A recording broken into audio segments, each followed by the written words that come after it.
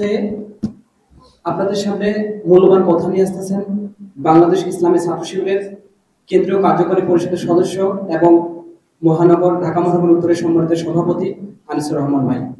ভাইয়ের কথা নিয়ে আসার জন্য বিনীতভাবে অনুরোধ করতেছি।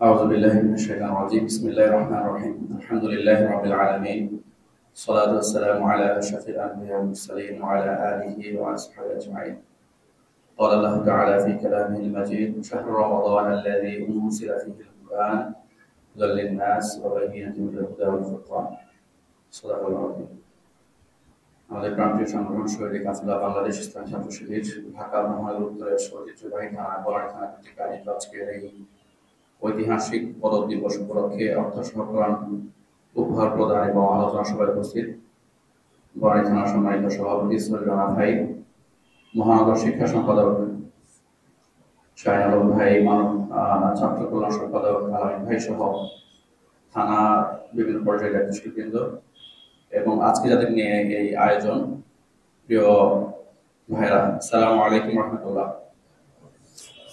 আমরা আল্লাহ শুকরিয়া আদায় করছি রব্বুল আলামিন আমাদেরকে মুসলমান হিসেবে জন্মগ্রহণের সুযোগ করে দিয়েছেন, আলহামদুলিল্লাহ। আমরা এখানে যারা আছি কেউ কি আল্লাহর কাছে চেয়ে মুসলমান হিসেবে আসছি দুনিয়াতে? কেউ আসছি এরকম যে আমি আল্লাহর কাছে চেয়ে তারপরে আসছি যে আল্লাহ আমাকে আপনি মুসলমান হিসেবে, মানে মুসলমানের ঘরে আমাকে জন্মগ্রহণ করার নাই, তাই না? তার মানে এটা আমাদের জন্য অনেক বড় সৌভাগ্য, প্লাস পয়েন্ট।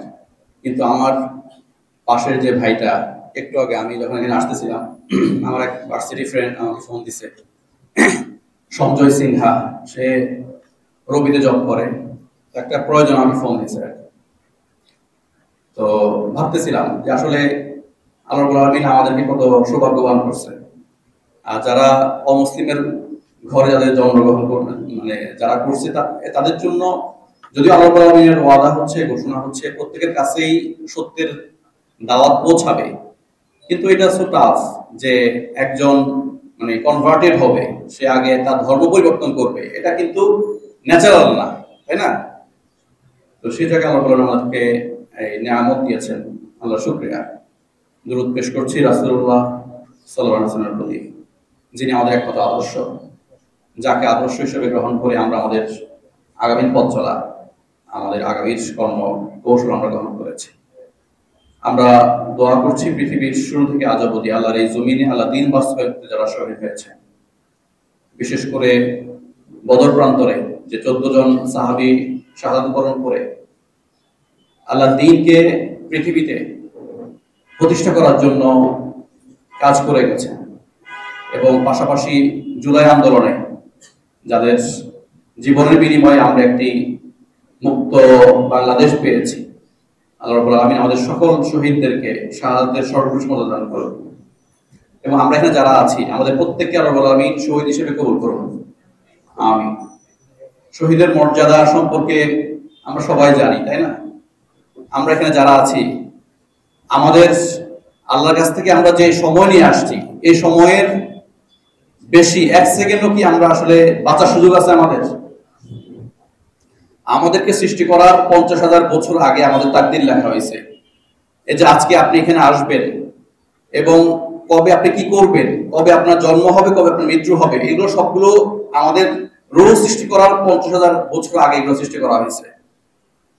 সো তার মানে হচ্ছে যে আমরা যে সময় নিয়ে আসছি এই সময়ের 1 সেকেন্ড আগেও যাব না, পরেও যাব না, তাই না? দেখছেন না, এরকম আমাদের অনেকের আসলে সে হয়তো দেশের বাইরে থাকে, দেশে আসছে, আসার পরে সে মারা গেল। গতকালকে আমাদের একজন মুরব্বী, তিনি বাইক অ্যাক্সিডেন্ট, আমি ওই ভিডিওটা দেখতেছিলাম, তিনি বাইক নিয়ে যাচ্ছিলেন, একটা কুকুর রোড ক্রস করছে, তো তিনি নিয়ন্ত্রণ হারিয়ে পড়ে গেছেন, আর আজকে সকালে তিনি মারা গেছেন। একজন সুস্থ মানুষ, একটা কাজে যাচ্ছেন এক জায়গা থেকে আরেক জায়গায়। তো তার মানে হচ্ছে যে আমাদের আসলে তাকদীর, কে কখন চলে যাব এটা নির্ধারিত, হয়তো এটা আমরা জানি না। তো এই জন্য আমাদের মল্লিক ভাই একটা গান লিখেছিলেন, মরতে হবে যখন শহীদি মরণ দিও আমাকে। এই শহীদি মরণটা এত সৌভাগ্যবান যারা শহীদ হবে, মানে মৃত্যু তো অবধারিত, কিন্তু যারা শহীদ হবে তাদেরকে দেখে কাল কিয়ামতের দিন নবী রাসূলরাও ঈর্ষান্বিত হবেন। তাদের কোনো হিসাব হবে না শহীদদের। তারা কিয়ামতের দিন যখন আমাদের সবাইকে মানে উত্তরিত করা হবে, আমাদের যখন সবাইকে যখন উঠানো হবে, যখন এরকম সিংহাফুত দেওয়া হবে, তারপর তো আমরা যারা আছি পৃথিবীতে সবাই মারা যাব, পরে আবার সিংহাফুত দেওয়া হবে, তখন সবাইকে আবার উঠানো হবে। তো সেদিন যারা শহীদ থাকবে তারা এরকম হেঁটে হেঁটে জান্নাতের দিকে চলে যাবে। আল্লাহ রাব্বুল আলামিন ডেকে বলবে, তোমরা কারা? তোমরা যে কোনো হিসাব নিকাশ ছাড়াই জান্নাতে চলে যাচ্ছ। বলে আল্লাহ রাব্বুল আলামিন, আমরা তো হচ্ছি তারা যারা আপনাকে ভালোবেসে আপনার দিন বাস্তবায়নের জন্য আমরা পৃথিবীতে শহীদ হয়েছিলাম। তখন আল্লাহ রাব্বুল আলামিন বলবে, ঠিক আছে তোমরা আগাও। সুবহানাল্লাহ। আমরা সবাই, আমরা এখানে যারা আছি, আমাদের প্রত্যেকেরই একটা আকাঙ্ক্ষা থাকা দরকার যে আমরা যেন আল্লাহ রাব্বুল আলামিন যেন আমাদেরকে শহীদ হিসেবে কবুল করেন। প্রিয় ভাইরা, আল্লাহ রাব্বুল আলামিন আমাদেরকে কেন সৃষ্টি করলেন, কি প্রয়োজন ছিল আমাদেরকে সৃষ্টি করার, বা আমরাও বা পৃথিবীতে এসে আমাদের আসলে দায়িত্ব কি, কর্তব্য কি? আমাদের ভাইরা ইতিপূর্বে অনেকগুলো কথা বলেছেন। আমি যে কথাগুলো বলবো এই সবগুলো কথা আপনারা জানেন। আমি শুধুমাত্র আমার নিজেকে স্মরণ করে দেওয়ার জন্য কিছু কথা আমি একটু বলবো আপনাদেরকে। আল্লাহ রাব্বুল আলামিন যখন আমাদেরকে সৃষ্টি করার জন্য যখন পরিকল্পনা গ্রহণ করলেন, তখন তো এর আগে তো এখানে কারা ছিল? ফেরেশতারা ছিল, তাই না? পৃথিবীতে তখন মানুষ ছিল না, তখন আদম আলাইহিস সালামকে এখন সৃষ্টি করেন নাই। আল্লাহ রাব্বুল আলামিন ফেরেশতাদেরকে ডেকে বলল, ইন্নী জাআইলুন ফিল আরদি খলিফা, যে আমি পৃথিবীতে আমার খলিফা নিযুক্ত করতে চাই। ফেরেশতারা কেউ তখন রাজি হয় নাই। তারা বলল যে আপনি এমন কাউকে সৃষ্টি করবেন যারা পৃথিবীতে এসে ঝগড়া ফাসাদ করবে। আসলে তো তাই না? আমরা আজকে কত দলে বিভক্ত, ঝগড়া ফাসাদ করতেছি, প্রতিদিন বিভিন্ন জায়গায় হানাহানি মারামারি। কালকে ফিলিস্তিনে 356 জনকে শহীদ করা হয়েছে। এরপরে গতকালকে মসজিদে আজান দেওয়ার অপরাধে ভারতে আমাদের ভাইদের উপর আক্রমণ করা হয়েছে।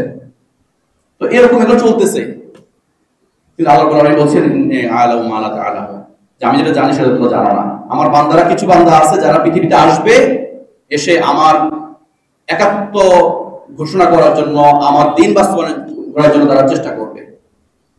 তার মানে হচ্ছে আল্লাহ রাব্বুল আলামিন যাদেরকে সৃষ্টি করছে, এখন পৃথিবীতে মানুষ সংখ্যা অ্যারাউন্ড কত, 8 কোটি নাকি, সরি 800 কোটি, তাই না? মানে প্লাস মাইনাস 800 কোটি। 800 কোটির মধ্যে মুসলমান কত কোটি জানেন আপনারা? কত কোটি? প্রায় 200। তার মানে বলা যায় যে 75% হচ্ছে কি বিধর্মী, যারা আল্লাহকে বিশ্বাস করে না, যারা এক আল্লাহকে বিশ্বাস করে না। আর মাত্র 25% হচ্ছে কি মুসলমান। এই 25% এর মধ্যে আমরা আছি আলহামদুলিল্লাহ। কিন্তু এই 25% এর মধ্যে কি সবাই আল্লাহকে যেভাবে বিশ্বাস করা দরকার সেভাবে বিশ্বাস করে? মসজিদের দিকে তাকালে আপনারা দেখতে পাবেন কতজন মানুষ মসজিদে যায়, কতজন মানুষ কোরআনের আইন বাস্তবায়ন হোক সেটা চায়। দেখবেন যে সেই সংখ্যাটা আরো কমে আসছে। আল্লাহ রাব্বুল আলামিন যেমন জান্নাত সৃষ্টি করছেন, তেমন জাহান্নামও তিনি সৃষ্টি করছেন। জান্নাতেও যেমন কোনো জায়গা খালি থাকবে না, তেমনি জাহান্নামও কি কোনো জায়গা খালি থাকবে না।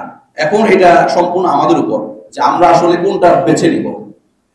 আল্লাহ রাব্বুল আলামিন শুধুমাত্র মানুষকে আকল দিয়েছেন, এবং কাল কিয়ামতের দিন শুধু মানুষেরই হিসাব নেওয়া হবে। কোনো গরু, ছাগল, যা অন্য যে প্রাণীগুলো আছে, প্রাণীগুলোর হিসাব নেওয়া হবে না, শুধুমাত্র আমাদের হিসাব নেওয়া হবে। কারণ আল্লাহ রাব্বুল আলামিন সূরা মুলকের মধ্যে বলছেন, আল্লাযী খালাকাল মাউতা ওয়াল হায়াতা লিয়াবলুয়াকুম আইয়ুকুম আহসানু আমালা, আমি জীবন এবং মৃত্যু সৃষ্টি করছি আমি দেখার জন্য যে কারা ভালো কাজ করে আর কারা খারাপ কাজ করে। সো আমি যদি এখন আমাকে একটু পর্যালোচনা করি যে আমি যে পৃথিবীতে আসলাম, আমাকে আল্লাহ রাব্বুল আলামিন যে কারণে আমাকে সৃষ্টি করলেন, আমি কি সেই সৃষ্টির উদ্দেশ্য মেনে নিয়ে আমি কি কাজ করতেছি? এটা আমাকে নিয়ে পর্যালোচনা করার সময় আসছে। এই রমাদান মাস আসছে আমাদের নিজেদের আত্মপর্যালোচনা করার জন্য। রমাদান মাস সম্পর্কে হযরত আবু বকর রাদিয়াল্লাহু আনহু থেকে একটা হাদিস, মান সামা রমাদানান ঈমানান ওয়া ইহতিসাবান গুফিরা লাহু মা তাকাদ্দামা মিন যামবিহি, যে ব্যক্তি রমাদান মাসে ঈমান এবং ইহতিসাবের সাথে, ঈমান এবং পর্যালোচনার সাথে রমাদানের রোজা রাখবে, তার পূর্বের এবং পরের সকল গুনাহ মাফ করে দেওয়া হবে। সুবহানাল্লাহ।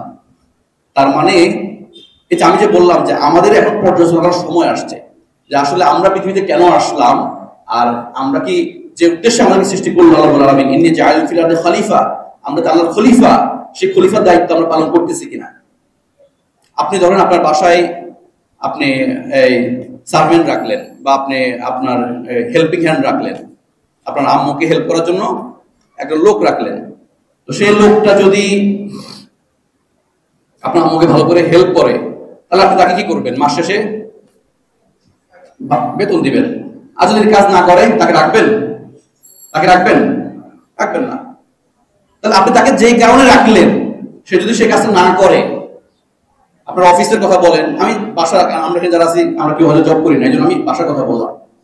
তাহলে আল্লাহ রাব্বুল আলামিন আমাদেরকে যে জন্য সৃষ্টি করলেন, আমাদের সেই সৃষ্টির যে কারণে করলেন, সেটা যদি আমরা না করি, তাহলে কি আল্লাহ রাব্বুল আলামিন আমাদেরকে জান্নাত দিবেন না জাহান্নাম দিবেন? কারণ তিনি দুইটাই রাখছেন, ভালো কাজ করলে রিওয়ার্ড, আর খারাপ কাজ করলে পানিশমেন্ট। এবং তিনি কালকে আমাদেরকে এরকম অপরচুনিটি নিয়ে যাবেন, ওয়াসিফাল্লাযিনা তাকাউ রাব্বাহুম ইলাল জান্নাতি যুমারা, যারা জান্নাতি হবে তাদেরকে আল্লাহ রাব্বুল আলামিন সেদিন রিওয়ার্ড দিয়ে, সংবর্ধনা দিয়ে নিয়ে যাবে।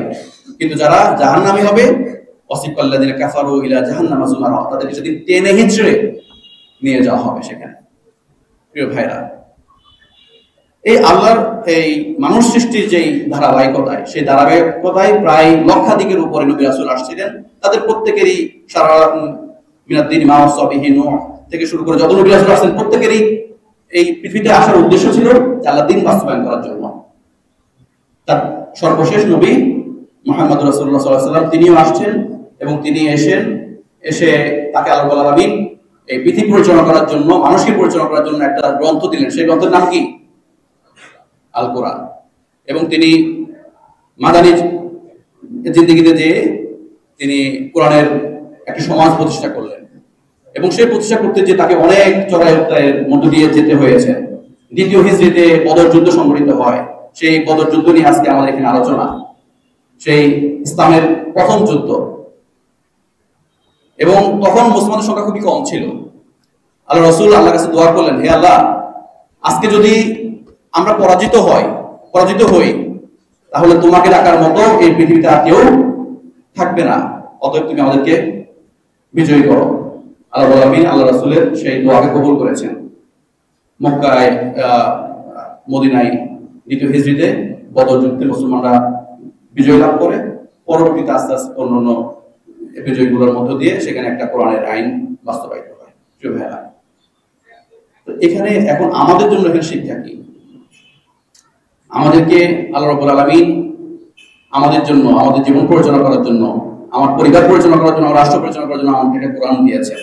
কিন্তু এখন আমরা এই কোরআনটাকে আমরা শুধুমাত্র একটা ধর্মগ্রন্থ হিসেবে আমরা এটাকে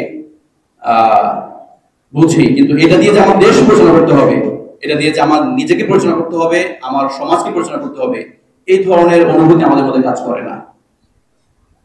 কিন্তু কালকে আমাদের অবশ্যই আল্লাহ রাব্বুল আলামিন আমাদেরকে এর জন্য জবাবদিহি করবেন। কারণ এই কোরআনটা শুধুমাত্র আমার বাসায় গিলাফের মধ্যে ঢেকে রেখে একদম আলমারির উপরে রাখার জন্য এটি দেয়নি। এটি দিয়েছেন এখান থেকে আমি অধ্যয়ন করে আমার নিজেকে, আমার সমাজকে, আমার রাষ্ট্রকে পরিচালনা করব। প্রিয়দের কাছে আমার অনুরোধ থাকবে যে এই কোরআনের মাস শাহরু রমাদান আল্লাযী উনজিলা ফীহিল কুরআন হুদাল লিন-নাস ওয়া বায়িনাল হুদা। দেখো, এই রমাদান মাস, যে মাসে কোরআনকে নাযিল করা হয়েছে, হুদাল লিন-নাস, মানুষের জন্য হিদায়াত স্বরূপ, এবং ওয়াল ফুরকান, এটা হচ্ছে সত্য মিথ্যার পার্থক্যকারী। সো এই কোরআনকে আমরা আমাদের জীবনে আঁকড়ে ধরবো এবং এর মধ্য দিয়ে আমরা আমাদের জীবন পরিচালনা করব।